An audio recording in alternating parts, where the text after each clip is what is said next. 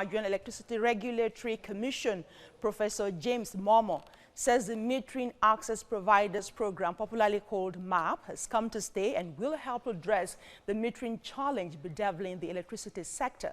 Professor Momo was speaking at the completion of a training program put together by a co-electricity distribution company. Details in this report. A report from the Nigerian Electricity Regulatory Commission states that out of the 8.3 million registered electricity consumers, only 3.5 million, that's about 43%, have meters as of the end of August 2018. To address this ugly trend, the regulator introduced the Meter Access Provider Scheme, which opened up the space for interested parties to partake in the provision of meters for consumers in the country. At this event by a co-electricity distribution company, Chairman of NERC reassured Nigerians of proper implementation of the metering scheme.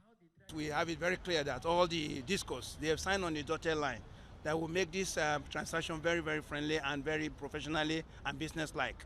So I'm sure all the discos that we're giving permit to are 100% plus one committed with their providers, MAP providers, to make this happen.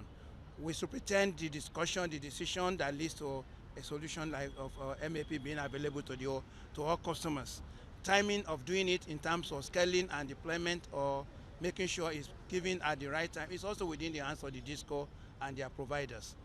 Harrow heads of the distribution company say the just concluded training program by the disco will help bridge the skills gap existing in the country's electricity sector.